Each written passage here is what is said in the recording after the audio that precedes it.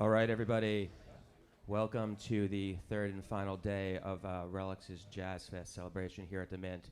We're super excited for today, not only to wrap up our awesome series here, but also because so much of what we've talked about this week is New Orleans music, and especially the rhythm of New Orleans. And we're really proud to have two people who have provided that backbeat for many, many years. They've come from different generations and different bands, but they've collaborated many, many times, including on the cover of Relix magazine. They are two of the people featured on it, so be sure to pick up the issue. We want to thank Meyer Sound for making sure everything sounds so awesome. They've become good friends of us here at Relix. Give an applause for them. Level Frames for housing all the amazing photography we have here. Be sure to check out the exhibit after we're done talking today. Smithsonian Folkways for providing the music you're going to hear at the exhibit. They've curated a great collection of music from Jazz Fest. George Porter himself is on the cover of that. And of course, Jazz Fest for providing music for us for 50 years and giving us a reason to come celebrate here. So without further ado, let's bring out Stanton Moore and George Porter.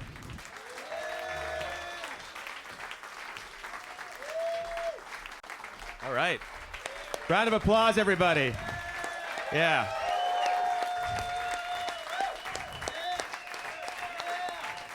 Woo! Let's stand up and give them a standing ovation. Come on, everyone. Yeah. Woo! Yeah. Yeah.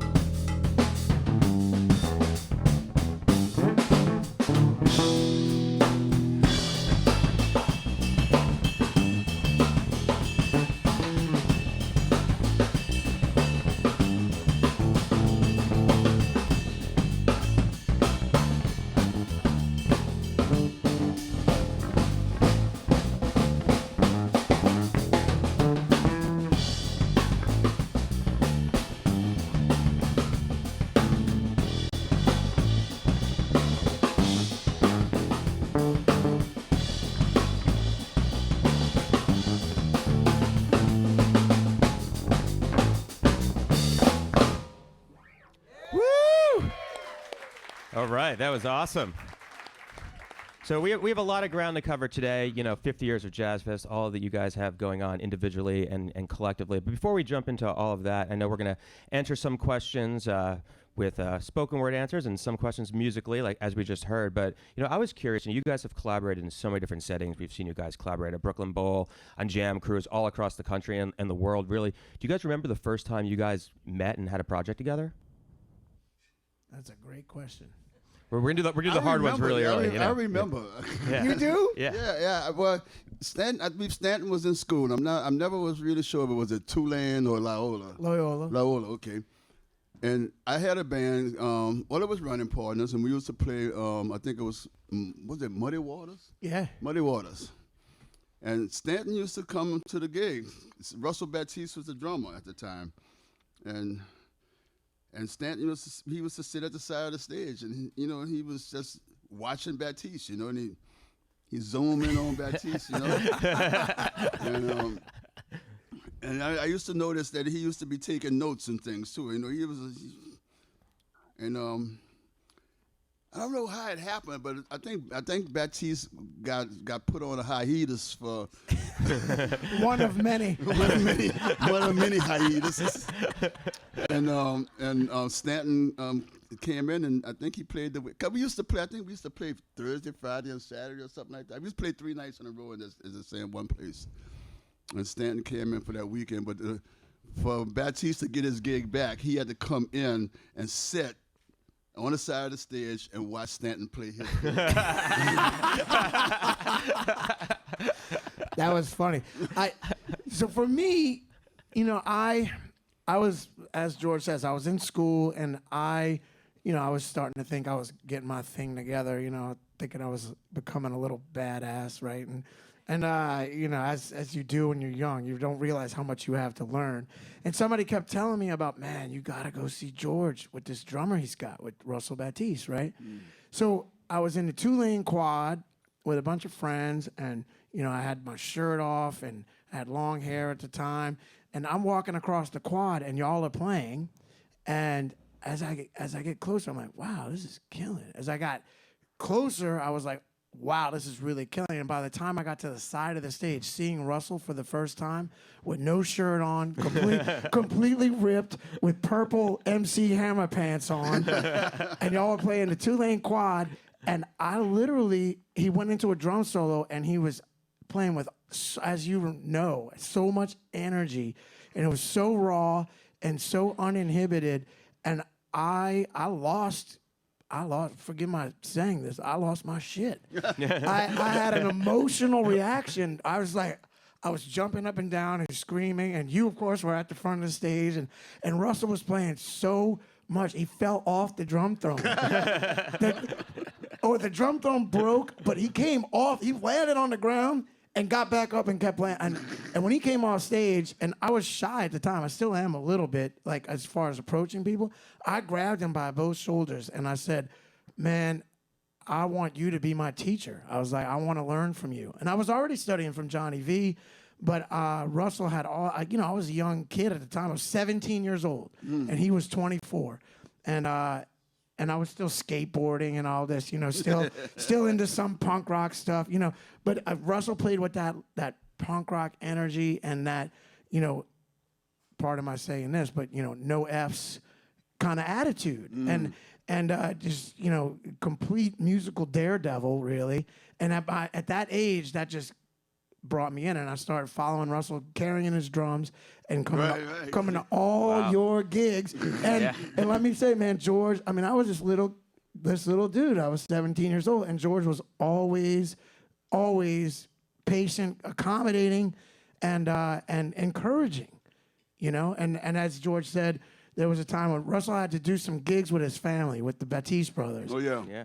And I filled in, and I wasn't ready yet. But George gave me the opportunity. I played a few gigs over that weekend, and I realized how much more I had to get together. But George was always super supportive, and all of us musicians on the scene now have gotten to experience that. With Jam Cruise and Jazz Fest, there are so many musicians that look up to George as a musical uncle, father figure, and I'm so he's been incredibly welcoming and patient. So all these guys that y'all dig now, Nigel Hall, Eric Krasno, Adam Deitch, all these guys that we all, Anders Osborne, Anders is older than me. So, George has been kind of like just come on, y'all want to play with me? Y'all want to learn from me? And he's been like that for all these musical guys who are becoming their own icons. George has been kind of an institution to help nurture all those guys.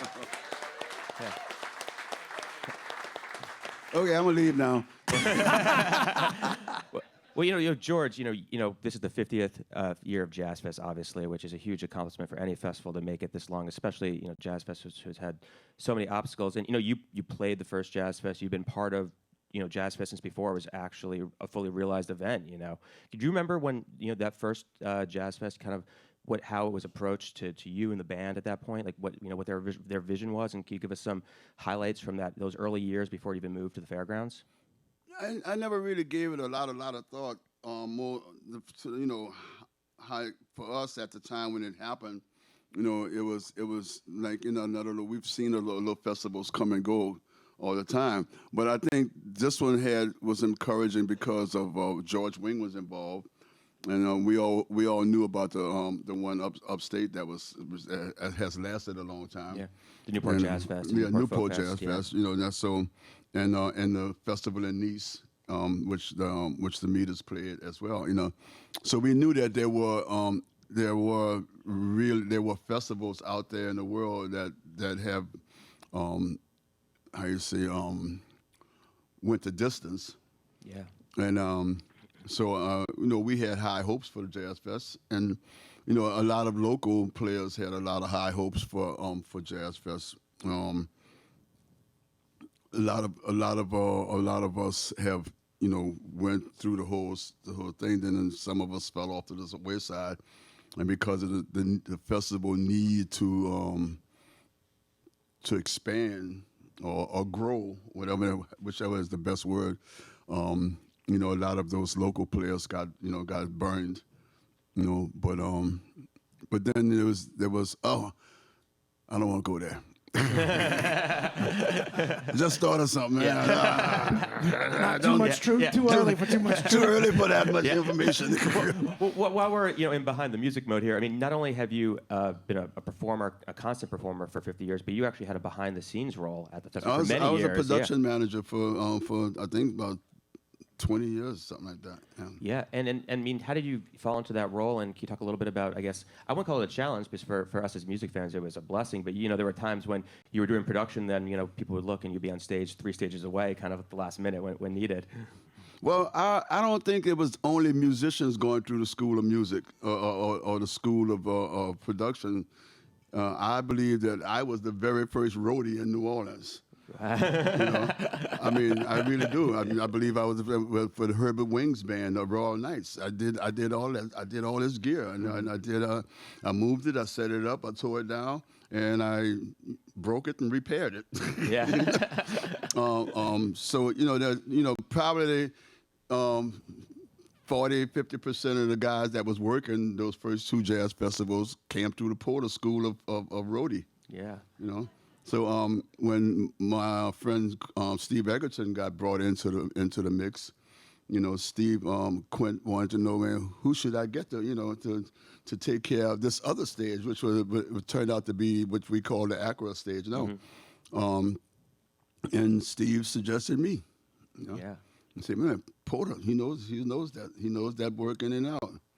Now they put a figurehead there, so I was ahead of the guy who took care of the head of the guy. So it was like I was like, artists didn't have to ask for stuff because I knew what they needed. Yeah. And some of that, I know, even like when you were on tour with the Rolling Stones, as an opening act with the Meters, you would be up there setting up your own gear when obviously they had people there, but it was something you really enjoyed, correct? Oh no, the Rolling Stones tours that we did, we had a production group. We had a really good crew. I used to travel with them because I didn't like traveling with the band. Wow. I would get in the truck with my crew. And said, man. Plus they had the best weed. Lesson number 1 of the Porter Roadie School. Yeah. Travel with the crew. No, Stanton, you grew up in the shadow of Jazz Fest and this musical scene, which we, all love, and you've obviously become a big part of. Do you remember the first time you went to Jazz Fest as a fan and kind of what it was like growing up knowing that this amazing cultural festival was coming through every spring? Yeah, I remember the first time playing it, I think, was with an all-star band when I was still in high school. I think I was probably sophomore or junior in high school, and I played it with the McDonald's All-Star Jazz Band. Wow. So you had to audition for this band, and then it was made up of kids in high school, and other members of that band were Clarence Johnson III. Mm-hmm. Clarence is 2 years older than me, but he was I was maybe a junior, and he was maybe like a freshman. He was in that band. The other drummer in that band was Chad Gilmore, who was 1 year younger than me. And so there were some other, musicians in that band. So they brought us out, and we were like the 11 a.m. Act on one of the stages. And, I was like, man, this is cool. And, of course, I looked around, I'm like, man, one day I'm going to be in a band that's going to headline one of these, or at least play later in the, in front of all these people. And I do remember, man, like playing in that situation, and I was playing loud, right, which I tend to do. I have a lot of energy, and I remember playing really loud in that, and Clarence even being like, "Man, it's so loud." I'm like, "But look at all this space we're trying to fill." It's like, you can imagine the field was empty, right, and I'm trying to fill up the whole field with sound. So, one day I was like, "Man, there's going to be enough people out there to where the way I'm playing is going to make sense." So I remember that as a young kid, and then eventually started playing with the New Orleans Klezmer All-Stars out there, and then 1996 was the first year that Galactic played, and if I'm correct, next year I think will be our 25th year of playing Jazz Fest. Amazing, yeah. Yeah, that's amazing. And then, yeah, so then the next year we'll be like half as old as Jazz. So that's mind-blowing to me that we've been doing it that long now, It's like, God, where does the time go? And the thing that really messes with me now is like all of these, I start to realize, our first record came out in 1995, right? So that's like almost 25 years ago. And I start to realize, of course, when we were coming up, the records we were listening to were the Meters, James Brown, and all these other records, but really mostly the Meters. Let's just be honest. Yeah. And now I'm realizing that those records that we were listening to in 1992, 93, 94, because when I filled in for Russell, that was 93. Mm-hmm. Those records, those Meters records, were as old as our records are now. Does that make sense? Yeah. So our first record came out in 95. That's almost 25 years ago now, right? Is that right? Yeah. And so in 1993, Sissy Strut had been out for like 24 years. Mm-hmm. Wow, yeah. I'm getting old, George. It's amazing to think, too. Now What that makes me. I'm not gonna joke out. This ain't about you. I'm talking about how old I am. I don't want to make you. It's amazing to think now you have a band like, say, like the Revivalists, right, who grew up listening to Galactic records and stuff like that, who have now been, or worked their way through the Jazz Fest ranks and whatnot. So it kind of the conversation continues. And Stanton, you touched on this a little bit before, but when you're talking about your skate phase, and obviously you studied jazz and funk and the Meters and stuff, but you also it took you a little bit of time to kind of maybe fully embrace the local music. You were interested in punk and some harder edge stuff. I guess what were you listening to before you fully dived into the music of New Orleans, and I guess what finally led you to make the full plunge? Yeah, so I had heard all this stuff growing up as a kid because my mom loved Mardi Gras parades, and she would take me out to the parades starting at 8 months old, right? Wow. So by the time I was 3 years old, I was super excited about and impacted by the drums coming down the street. Sure. And I just knew I loved the drums by that age. And then by the age of 5 and 6, I started hitting on stuff and beating on stuff at the house. And then started knowing I wanted to play drums. But around 6, 7, 8 years old. But we would come home from the Mardi Gras parades, and my dad had, you know, all the individual components, the Pioneer tube amp and receiver and turntable, and you know, it took up a whole wall. And, you know, it was like the Googleophonic stereo kind of thing. And when we would come home, he would be playing all these records that were all the Mardi Gras tunes and all the Meters stuff, Professor Longhair, Dr. John. So I heard all that stuff growing up. But then in high school, I was listening to a lot of classic rock. I was listening to a lot of Led Zeppelin, a lot of Black Sabbath, a lot of Jimi Hendrix. And then I started getting into, you know, punk rock and stuff like that because I had so much energy. And I was playing stuff like that. And then I was at a party, and I think I was 16 years old, 17 years old. I was at like a party with a bunch of punk rock guys, and some of them were a little older than me. And you know, the most punk rock thing to do at a punk rock party is put on a record that's not punk rock. So they put on Look a Pie Pie, and wow. I was like, because I had heard Meter stuff, but I hadn't heard like all the instrumental stuff. You know, I'd heard Hey Pocky Way and obviously through all the Mardi Gras stuff. But when I heard Look a Pie Pie and I went and bought it, I was like, whoa, this is what I want to do with my life. Because I had already started studying jazz, and I was starting to really dig that, but I really loved laying into the drums. So especially once I started listening to some of the live Meter stuff and started realizing, man, they're improvising and they're laying into stuff, but they're also making stuff up, improvising. And so to me, it was a perfect blend between jazz and the rock stuff that I was checking out. I was like, oh man, this is what I'm gonna do with my life. Yeah, we had to do that, you know, because all of our music was just 2.5 minutes long back then. Yeah. We were playing 4-hour gigs. Yeah. Back then you had to play a 4-hour gig. Yeah. So, you know, it was a lot of improvisation, yeah. Yeah. And then that started to make it on the records.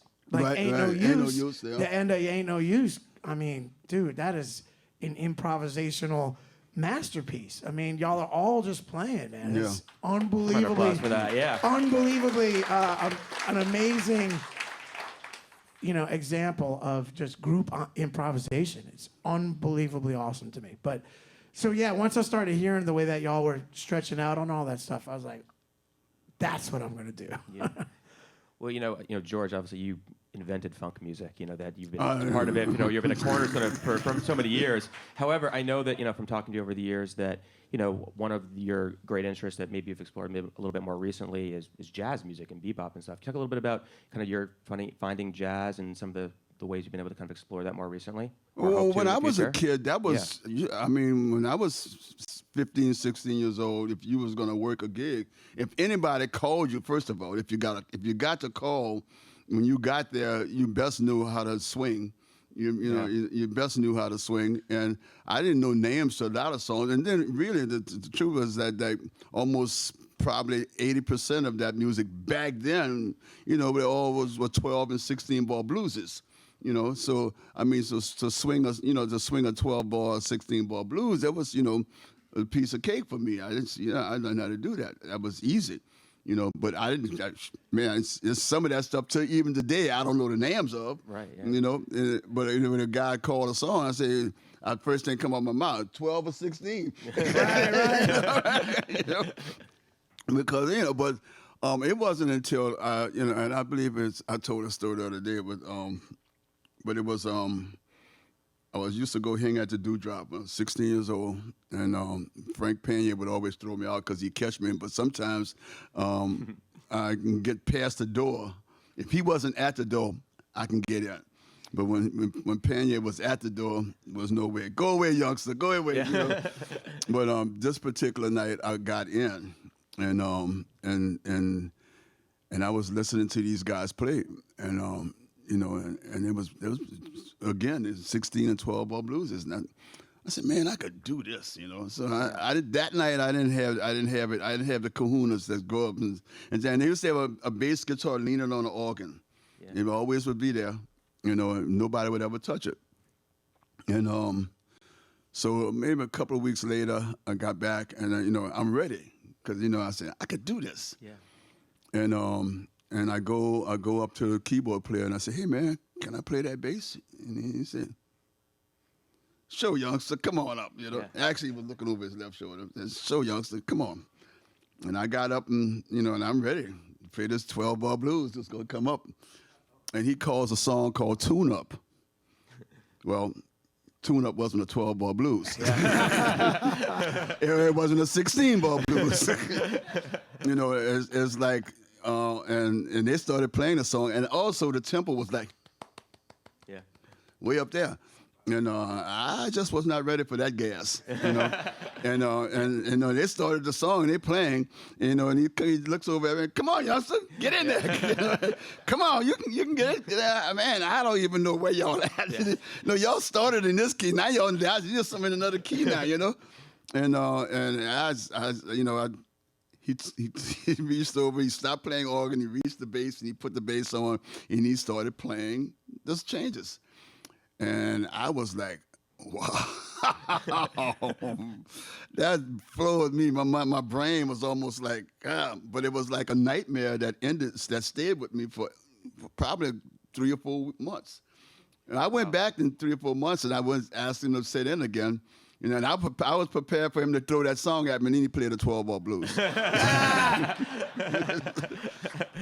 But he knew I was ready. He knew I can't ready. But I mean, I went home and because I didn't have a bass at home, but I used to play my guitar at home, and I've learned those changes to that song. I mean, I learned them because they were engraved.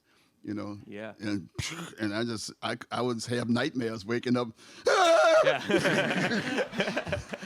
It was, but I had to learn it. No, as recently as a couple of years ago, you've described yourself to us as a frustrated guitar player who plays bass. At what point did you pick up the bass for the first time? Was that the moment? Playing bass was, actually, I studied classical guitar, and the formula of playing classical guitar is that you learn bass lines at the same time. Yeah. So I was kind of like designed to be a bass player at some point, But the fact that the Vietnam War came around and most of the electric bass players that was around at the time got drafted, and because I couldn't touch my toes, I got ignored. But then again, if it would have been a war, I would have went. They would have sent me with to the, but because it was something they called it, I don't even remember what they called it. But I couldn't actually be drafted, so I got off, and so I was the only guy pretty much in town that was playing electric bass, or that could play electric. I didn't even own one. Herbert Wing, I used to borrow his bass guitar to make gigs, And Herbert probably was the one that was sending me, he'd get the calls, hey man, I need a bass player for the night, and he'd say, I got a guy for you, and he'll send me out, Yeah, well, I mean, I think it's so amazing that it's your second instrument, and obviously you've done so much to develop the sound and everything like that. And it actually leads me to a question for Stanton about how you guys have worked together. And one of my favorite interviews that touched on both of you guys is when I interviewed Alec from Clap Your Hands Say Yeah, and he was talking about recording an album in New Orleans that Stanton produced. And his quote was, he came down and he went to Stanton. He's like, I'm in New Orleans. It'd be so great if I could find some session musicians who could get that whole meters bass sound. And Stanton's quote was, well, call George. He'll be here in 20 minutes. And you were, and you played on the album. I mean, how often is it, Stanton, that you're working with an outside New Orleans musician, and you're like, I know the people who invented this music, who have been the architects of it, and let's get them in a session here. Yeah, I mean, I wish it happened more often. I mean, the way that music is working now, I mean, people can make records in their bedrooms, and they are. So there's less. I find there's less and less sessions where cats want you to assemble a band. They tell you what they have in mind. And you really get to do that. And that, for me, is the most fun, the most enjoyable, because I love collaborating. I love, hearing what some guy's vision is, like Alec, Alec Owensworth, telling me, well, I like this guy, Robert Walter, on keys, but I really want, to get somebody who could do something like the meters type. I was like, well, how about I get George Porter Jr. himself? He's like, you could do that? I was like, yeah. I was like, George loves to play. Are you kidding? So, seeing somebody's vision and making it happen. And then what a lot of people don't realize, and I know this through working with George, George is the best singer, songwriter, bass player. He's the best funk bass player in the world, but he's also an incredible bass player when it comes to changes, going through singer-songwriter stuff, and the way that he'll come up. Man, we would do 3 or 4 different passes through a tune, and every one would be different, and he would lead to the chords in different ways, very inventive, creative ways, and the actual producer on it he said, man, I would take any one of those. They were all good, and they were all different. Yeah. And George, you don't write anything down when you're in a session, right? No. George learns tunes like this, man. And then he's got it up here, and then he comes up with creative ways to get through those changes. And when there's a couple sessions we've done where it's been singer-songwriter stuff, and I'm like, let me get George. And like, really? I'm like, trust me. It's like, I was like, you trust me? They're like, well, yeah. I was like, George is the best man for the job, for playing tunes with changes, you know? And I think that comes from you being open to playing jazz and different things. When I have a piano trio that plays Snug Harbor on Tuesdays with David Torkanowski on piano, James Singleton on upright bass. When James Singleton can't make it, we've called George a number of times. And George playing Thelonious Monk tunes and different jazz tunes and killing it.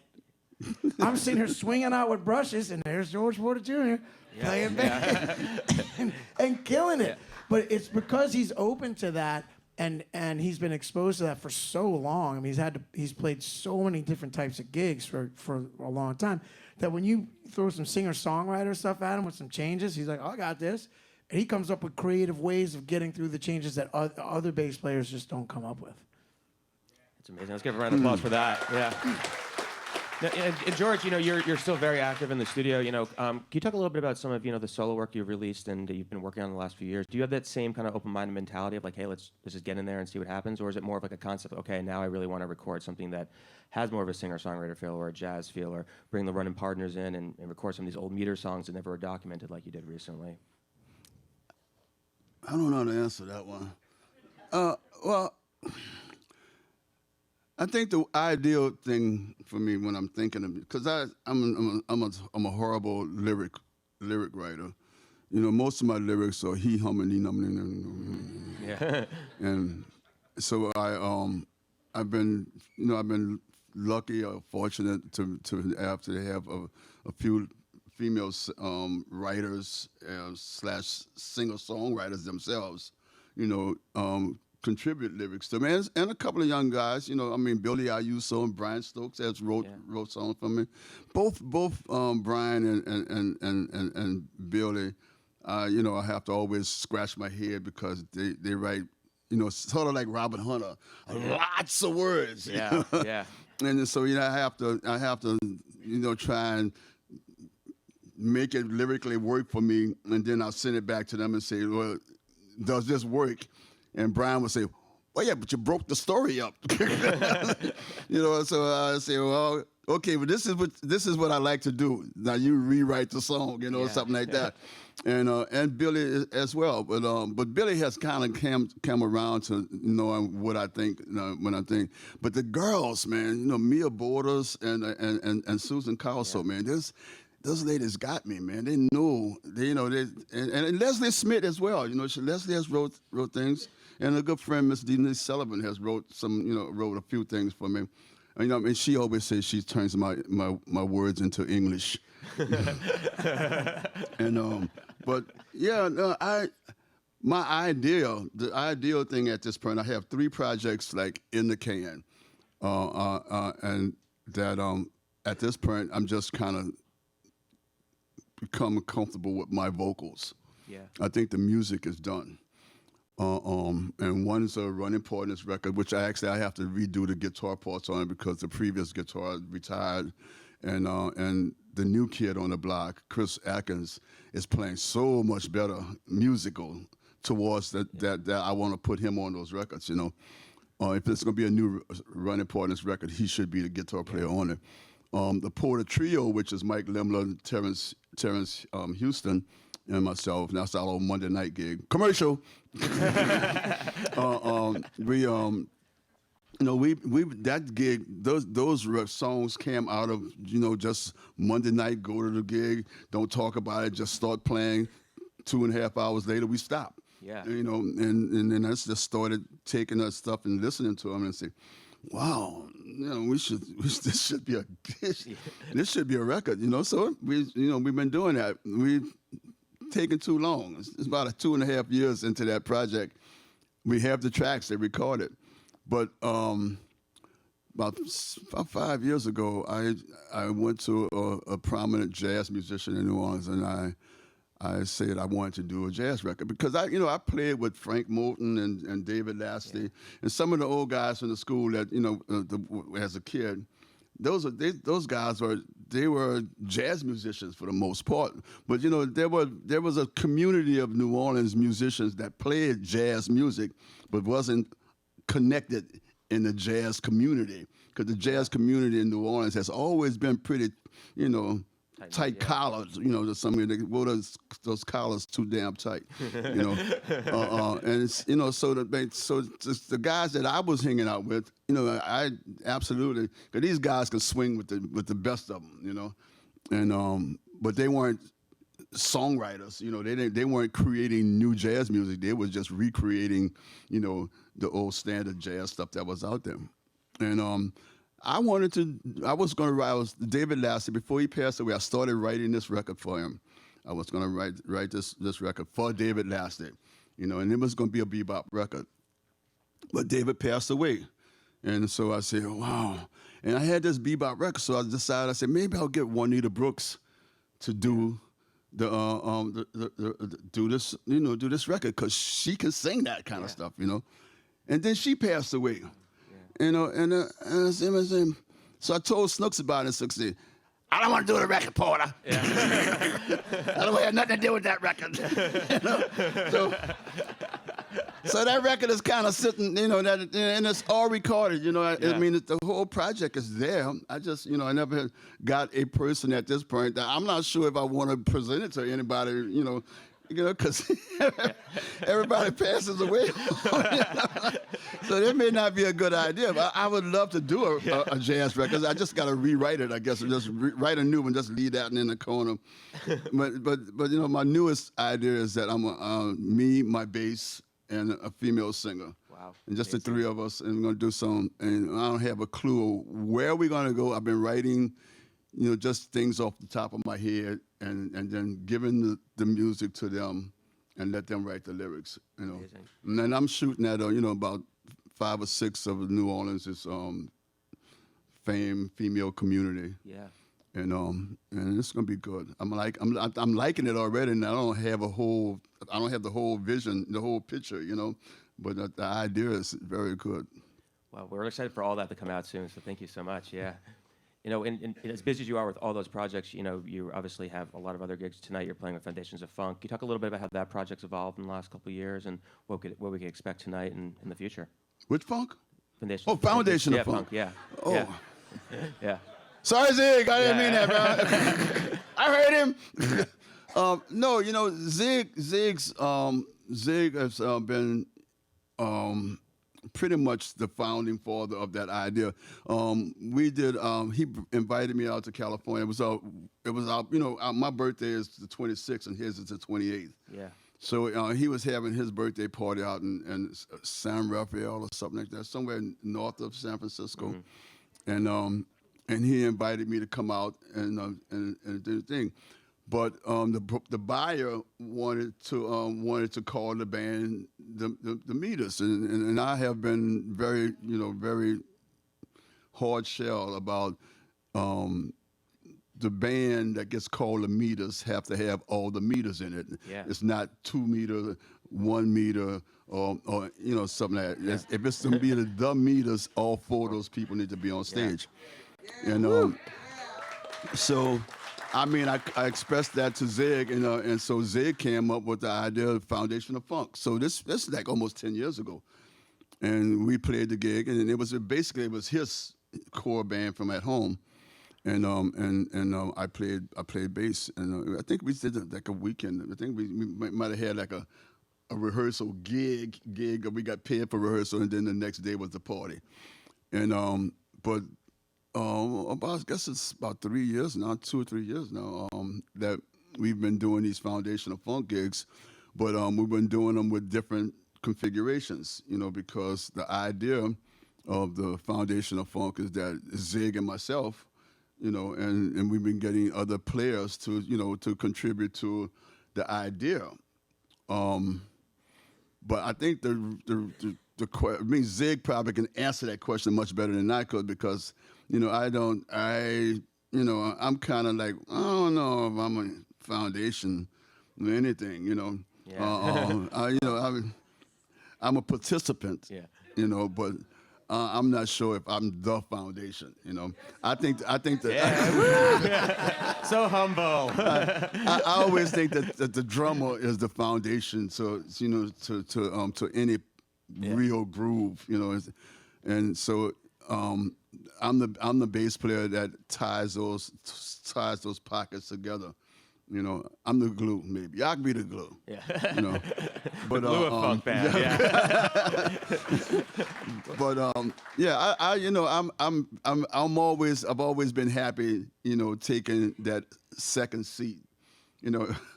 I heard somebody say that about Bob Weir, and the Jerry Garcia thing about the second seat. Not necessarily need to be that person up front. Yeah. Actually, because the guy up front gets hit first anyway.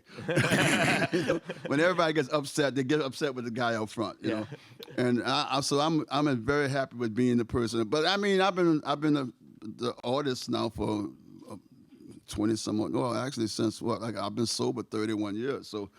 Congratulations! You know, I've been up front now for that period of time. So and I'm having fun up there. But I've always had a group of musicians around me that the Porter Trio sets up. I'm in the back. The keyboards and the drums are on the front of the stage. I'm in the back. Well, it's only because I want to see them. But no, I think that's I just have fun being able to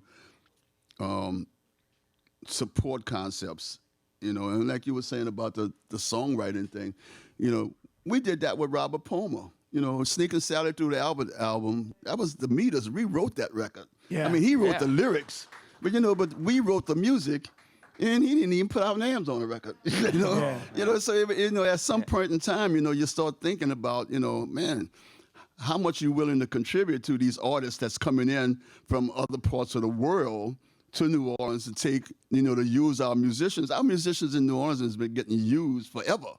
Yeah. On music as far back as, or from Sam Cooke and, and all them other guys. I can't think of all them names, but there's musicians been coming from all over the planet to New Orleans, using our Cosmo Matassa's studio, recording all of that music and taking it away from here, and don't even mention the name of the guys on. You could buy a record from the 50s, you don't see no names on it. Right, yeah. But the guy who's singing it. So he's the guy who everybody thinks, boy, you're cool, man, Yeah, he didn't do shit.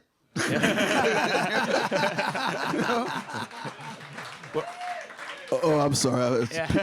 PG. It's okay. The internet, you could curse. No, Stanton, in the new issue of Relix, we're talking about the great new Galactic album, and one of the things I thought was interesting is you guys were mentioning how when Galactic started, you thought you were going to kind of be this house band for various people, and in certain ways that's come true. You've had different guest vocalists come through, and obviously been part of different collaborations with MCs and other studio players, but, Galactic obviously went in a different direction. I mean, how have you felt that some of these concept albums where you've gone and explored, carnival music or hip-hop and stuff with Galactic as kind of this, the glue holding it together, has one stayed true to that initial vision that, as I said, George was talking about, that his band was part of, as well as gone in kind of its own direction where there's obviously a Galactic sound now, and when some of these guests come in, they're kind of more incorporating into your fabric versus you guys being the backing band?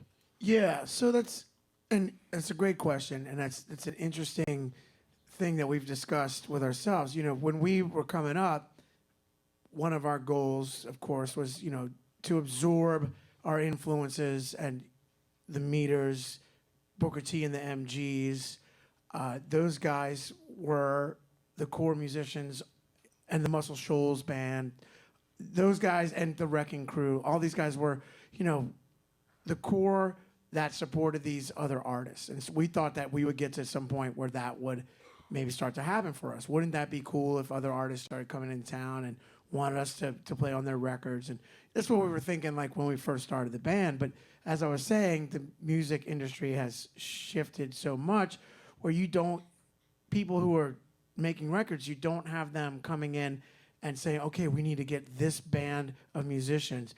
They can do it in a bedroom. They can, they can take loops of the drummer that they want and then take loops of the bass style that they want and put it together, and they can start creating this stuff really anywhere. So it turns out that we didn't really get a lot of those calls. We've gotten a couple, we've done some stuff with Joe Jackson where he wanted the Galactic rhythm section, and that was fun.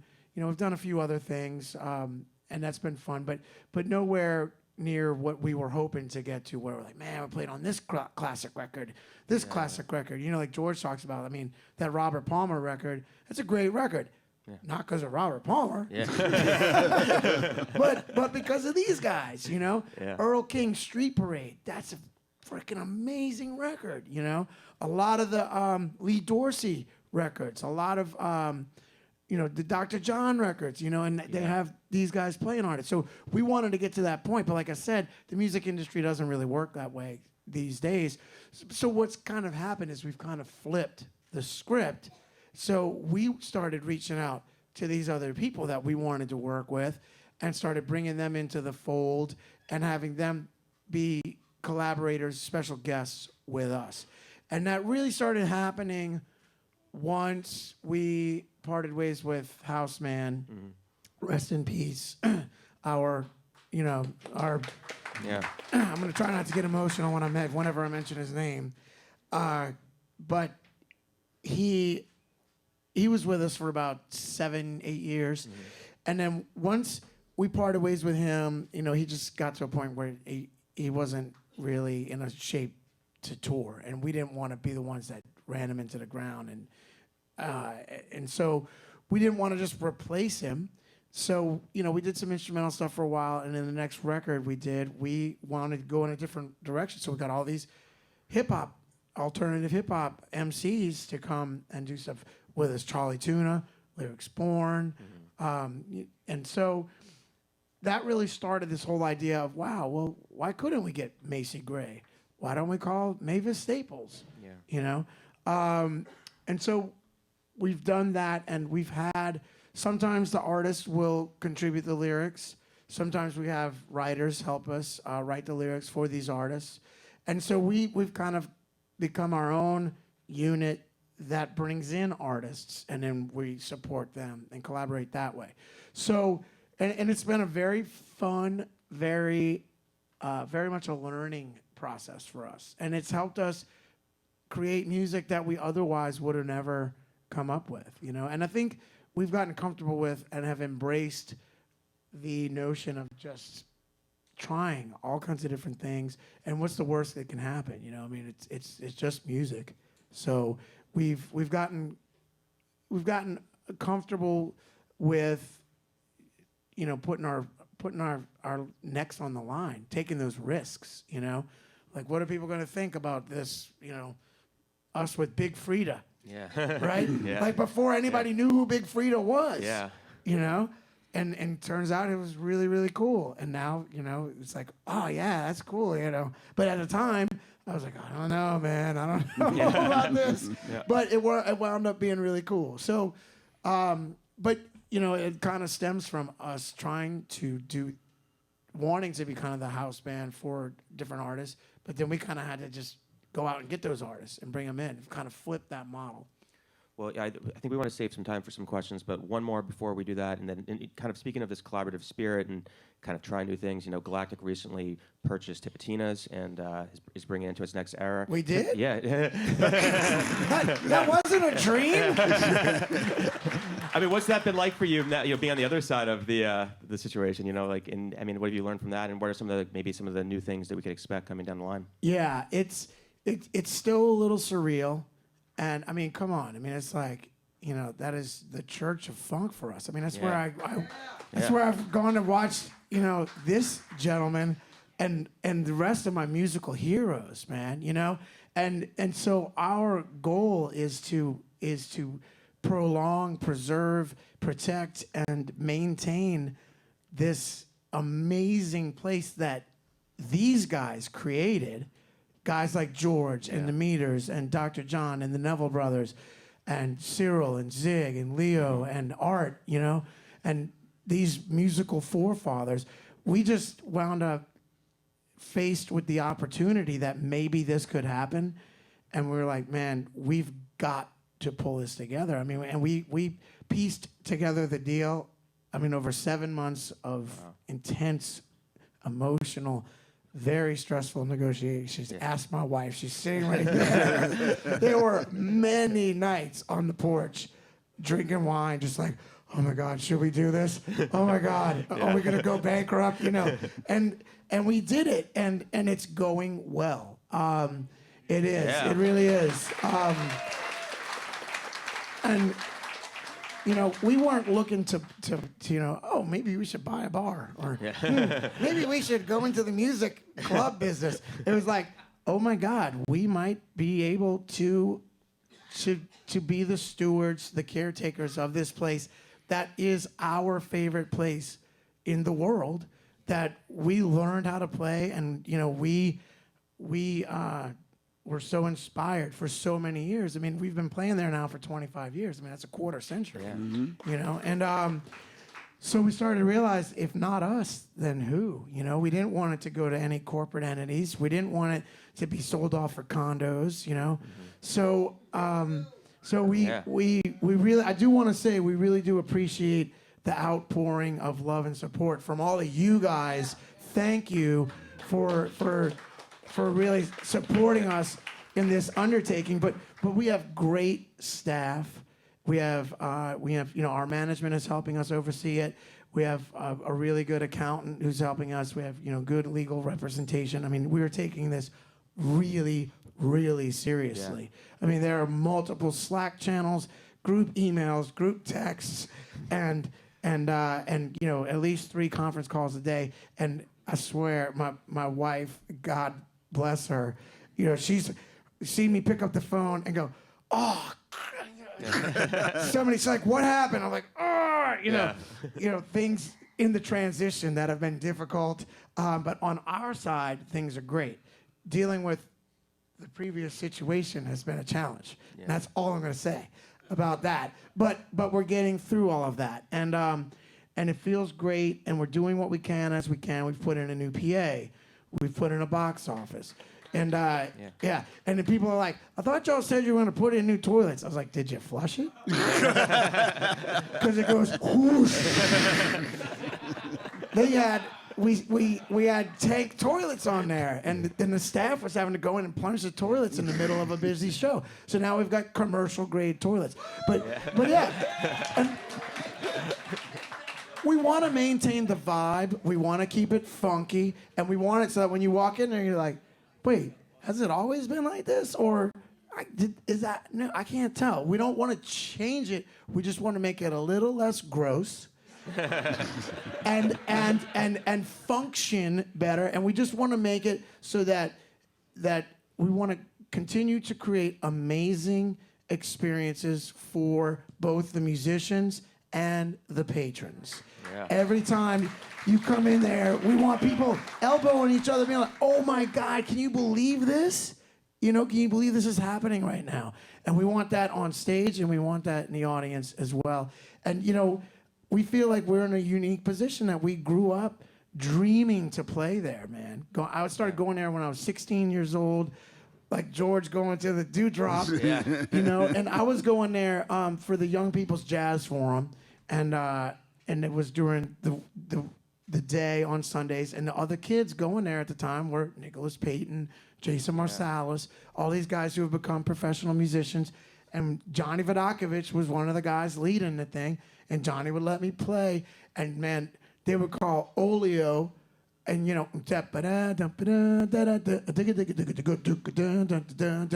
and I'm like, what the hell is going on right now? Just like, and I would go buy the record and I would learn it, and next week I'll be, you know, okay, I've got Olio now, you know, and then they throw something else at me, and I'd be like, I gotta go learn that now. But that all happened in Tipitinas for me when I was 16 years old, and I'd look up in those rafters, and I would say, man, one day I'm gonna be headlining here, and those rafters are gonna be full. And never in my wildest dreams did I think, one day I'm gonna own those rafters.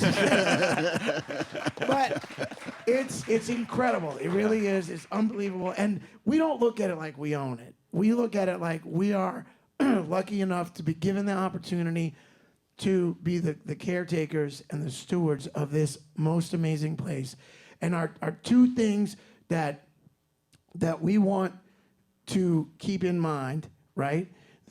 Our two mantras are just give a shit, and I can curse, right? Yeah, oh yeah. And don't fuck it up.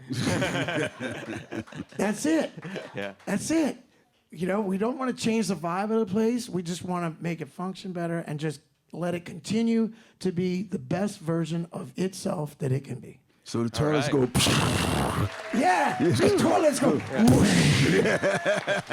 All right, I think we have time for a few questions. Do we have an audience mic? Brad, do we? Okay, we're gonna. Annabelle will start us off here. Hi, boys. Hello. I've loved listening to you, and I have a lot of memories every time I hear you talk about all the musicians who have played with you, because so many of them have come on Jam Cruise. And George, you and the different projects, and I have been a part of many, many of your amazing projects. And so, you know, our Jam Cruise 18 lineup comes out tomorrow. Commercial. And it's no surprise that the two of you are coming on board again. It's important to us. Woo! It's no surprise. But I'm curious, you know, we love New Orleans so much, and we love Jazz Fest, and I'm curious to hear how that Jam Cruise has helped strengthen your relationship together with other New Orleans musicians and help sort of unify this beautiful city as we head out onto the ocean every January. Yeah, I mean, I tell people, you know, Jam Cruise is kind of like a smaller jazz fest on the sea. And what's cool about Jam Cruise is that it is, to me, kind of anchored by New Orleans musicians, and then all these other musicians come in for Jazz Fest and for Jam Cruise, and then I feel like, you know, we're kind of the hub of what all these other guys are doing, you know, like Krasno and Nigel and all those, you know, all of our buddies. It's like the New Orleans thing to me is really kind of the nurturing force of all that. And Jazz Fest is kind of like our annual reunion, and Jam Cruise is too. And those two entities, we get to hang out, you know, and collaborate, play together. And there've been times on Jam Cruise where George and I get to hang out and talk for a while. Yeah. That doesn't happen. You don't do that at all. At home so much. Yeah. So it has been really fun for us, and you know, to get that opportunity to hang out and you know, go to a steak dinner on the boat with like musician buddies, with Ivan. You know, Ivan and I don't get together for dinner in New Orleans. We do in New He Orleans. cooks a mean breakfast. He invited me to his house, and he fed me breakfast. Yeah, I gotta hit him up for that. He knows how to do an over easy egg, bro. 2 eggs in a pot. Really? See, Ivan, And he don't break it, bro. He hasn't told me he's got those skills. I'm telling you, man. I'm going over to Ivan's for breakfast then. Nice grits too. Nice grits. You know what? That gave me an idea. We should do Ivan Neville breakfast on Jam Cruise. Have him cook breakfast. All right, right over here.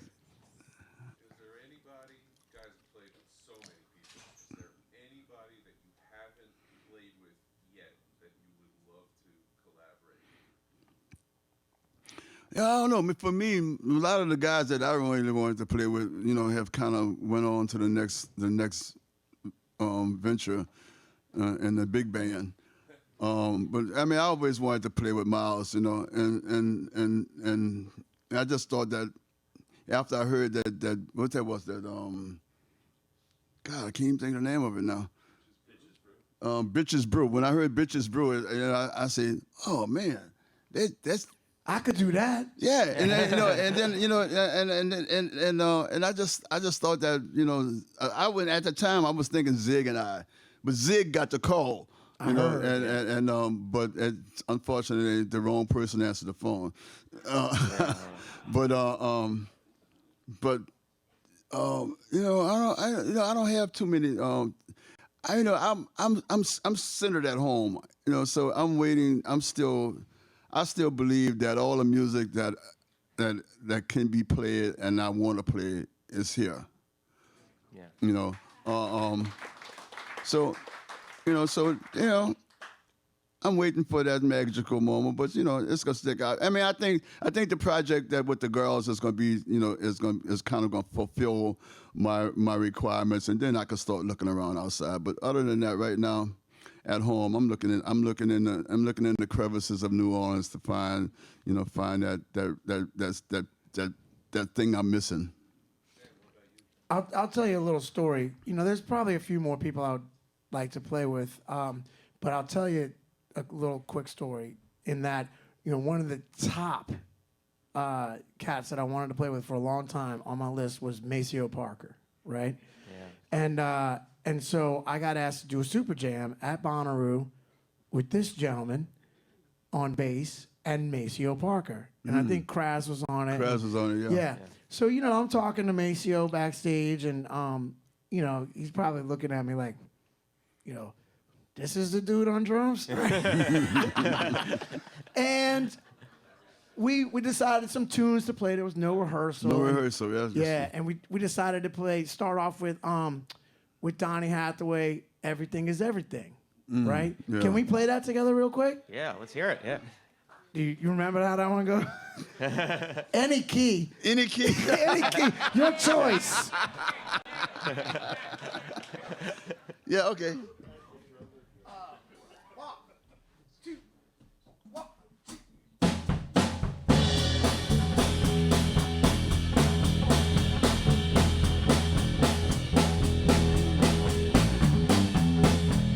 Maybe I can't play it. I can't hear the melody. Oh, you know what? It's boom. Oh, yeah. Yeah. Yeah, I'm gonna slow it down. Check it out.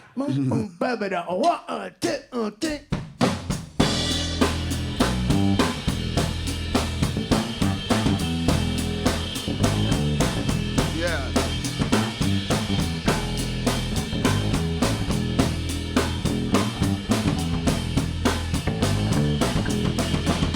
Everything is everything.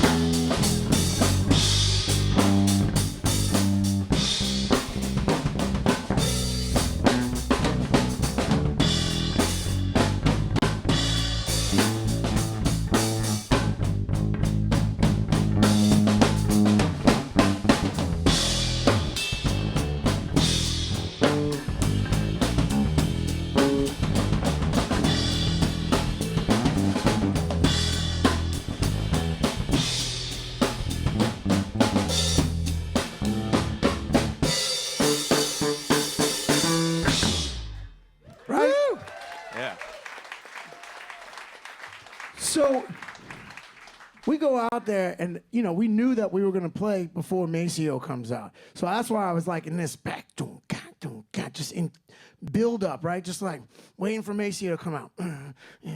Maceo comes out on the stage. He turns around, looks me right in the eye, and goes, and I was playing this beat with George, and that's a moment that I'll always remember for the rest of my life. I was like, man, because I'd wanted to play with Maceo for so long. And then once he walked up to the mic and the first note, it was like the most amazing can of musical whoop ass. And for those of you who know are familiar with Maceo's playing, it's just so unique, and it just hits me right here. And then afterwards, I hope he doesn't mind me saying this. Afterwards, I went back there to say hi to him. And, you know, since then, now I've toured with Maceo in Europe, and I've played a lot with him, and it's great. But this is my first encounter, and it was with George. And after I go to say hi to him, and Natasha's there, you know, his manager, and he said, man, he said, give me your number. He says, I need to have your phone number. I said, okay, cool. He goes, look, he goes, I ain't racist, but you know what I mean. And I said, I know what you mean. I'm white, but I'm all right. And he laughed, and we were friends ever since then. But that experience to me, that was an experience of me having somebody on my list that I wanted to play with for so long. And then George was there for that moment, and that was just a powerful moment. Yeah. All right, right over here, Jay. I want to ask you guys about how the Grateful Dead songbook has infiltrated New Orleans funk. Like, it's, you know, so Jerry Garcia's been gone for almost 25 years, and it's always been part of, like, this jam community, and all these bands have always been played, but it seems like it's more like 10 years or so that it's really infiltrated this funk world, this New Orleans. Can you talk to me about it? Like, I mean, it's somewhat more new to you playing it. I'm assuming it probably has something to do with me. It's your fault. It's my fault. I remember Stanton saying something one night. He came somewhere to see me. I was playing somewhere, and he came in, and he said, I never seen Porter play all those triplets before. Yeah. And it was thing, but I think I got a call from Mickey Hart, and that's probably 10, 12 years ago now. Tea Leaf Green bass player. Where was Reed Mathis. Reed yeah. Matthews, yeah. Mathis. Yeah. Right. Was supposed to play the gig.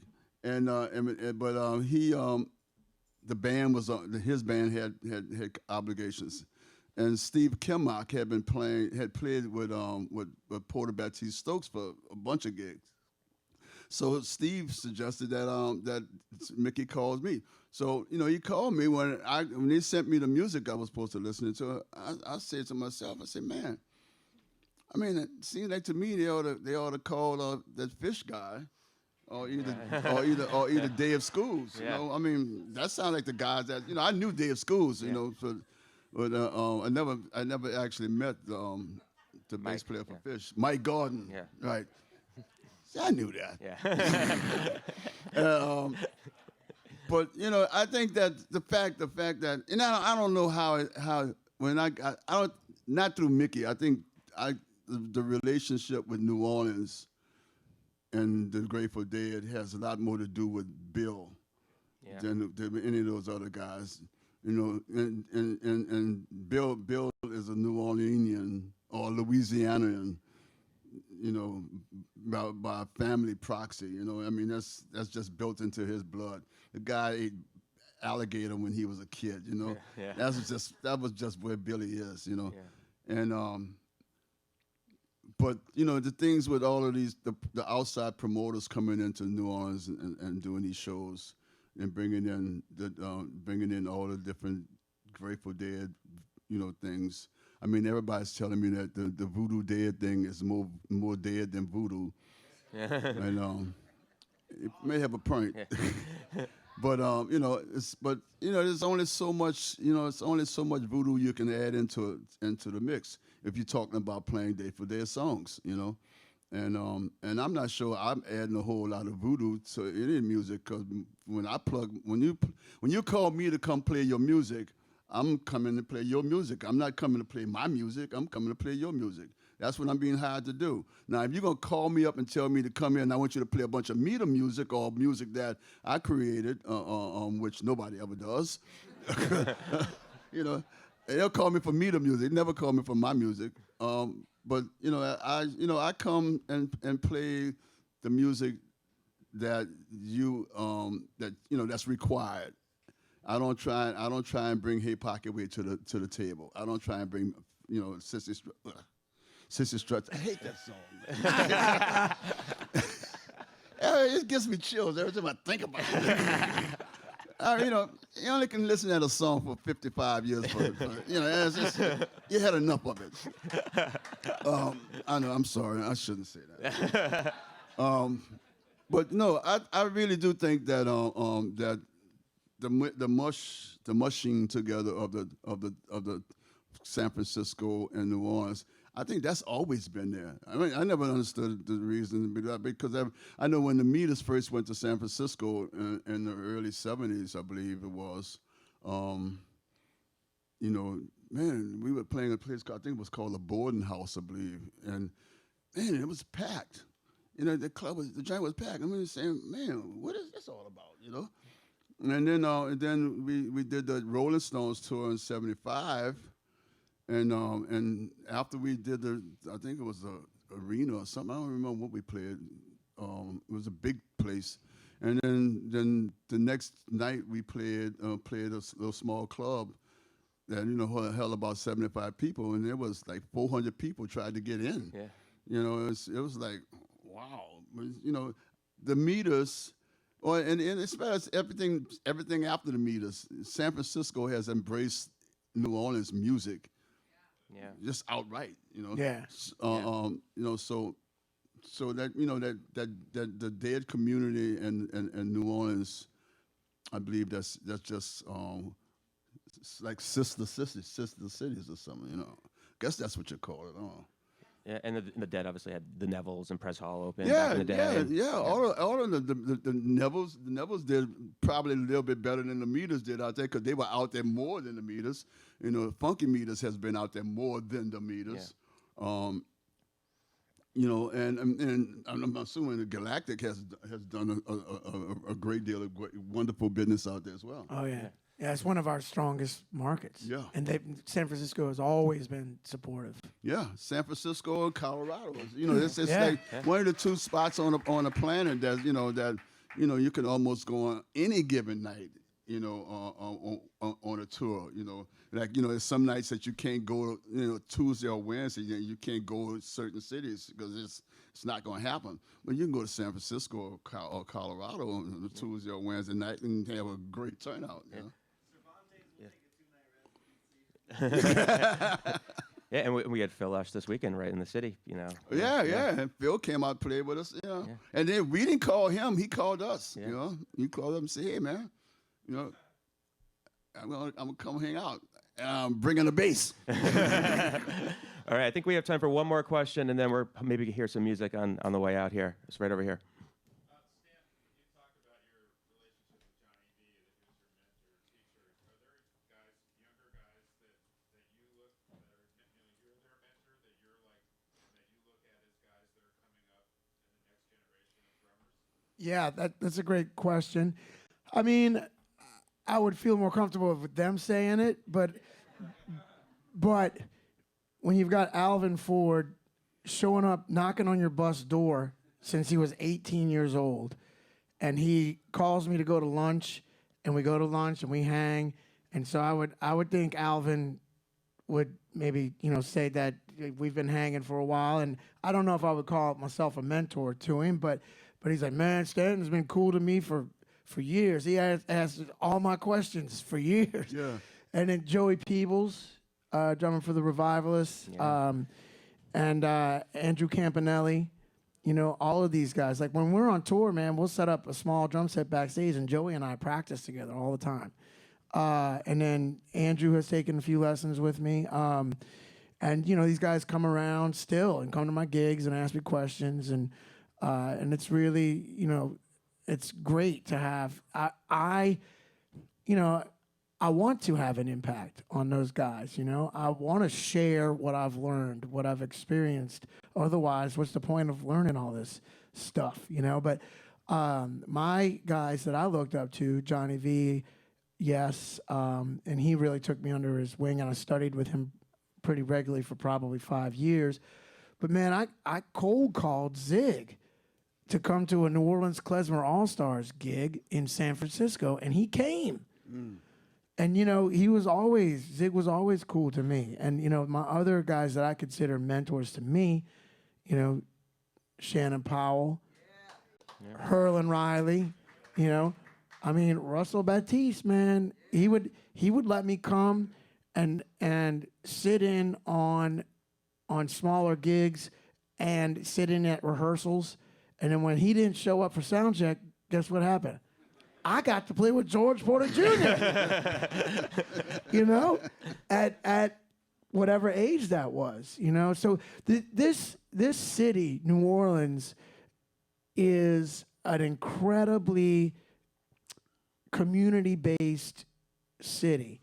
And cats ask me all the time, well, I'm thinking about after college moving to, these are drummers usually, or other musicians, but they say, I'm thinking about moving to either New York or LA or Nashville or New Orleans. And I tell people, I said, well, in New Orleans, when you show up and you meet Shannon Powell for the first time, he's going to ask you to sit in. When you meet Russell Batiste for the first time, he's going to ask you to sit in. He might leave and let you play the rest of the gig.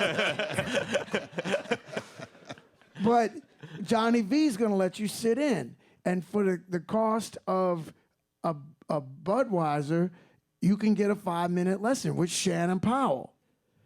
You're not going to get that in New York. You're not going to get that. You're not going to sit in New York. You're not going to sit in LA or Nashville. So New Orleans is an incredible breeding ground for musicians who want to get better and who want to play gigs. Now, up and down Friendswood Street, you've got gigs starting at 4 p.m. That didn't used to happen. Now Friendswood Street has its issues, but you can get a lot of experience playing a lot of gigs, and it's not the Valhalla or the end of the road. It is a means to an end. It is a place where you can go and play a lot of gigs and really get better, dude, I put a lot of time in at the riverboat casinos, the Flamingo and the other riverboat casinos. I played a lot of gigs, a lot of trad New Orleans gigs. And guys, musician buddies of mine would be like, man, why are you playing them Dixieland gigs? I'm like, Dixieland gigs. I'm like, I'm working on all my New Orleans second line stuff at a low volume. I'm working on brushes. I'm working on swinging out. That was like graduate school for me, Yeah. And you can play When the Saints Go Marching In like this. Oh, when the Saints, right? If you play it with that kind of attitude, it's awful. Or you could play it. You want to play it? I mean, because it's the most overdone song in the world. But you can make it hip, right? I'm going to play a little intro.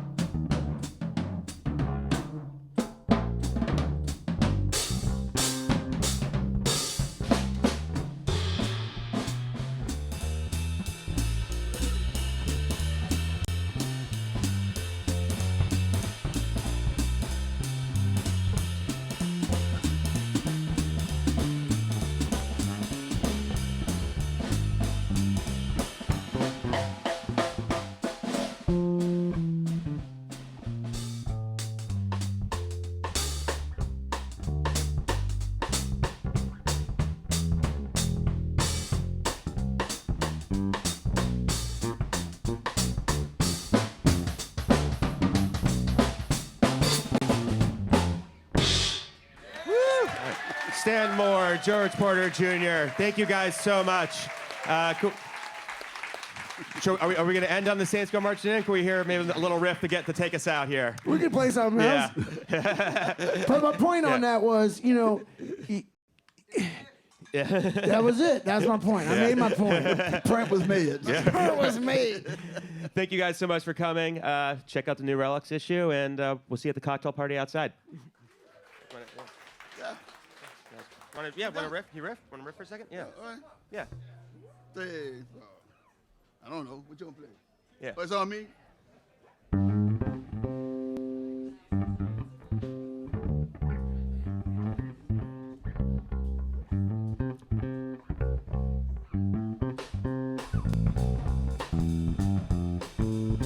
Nice, yeah.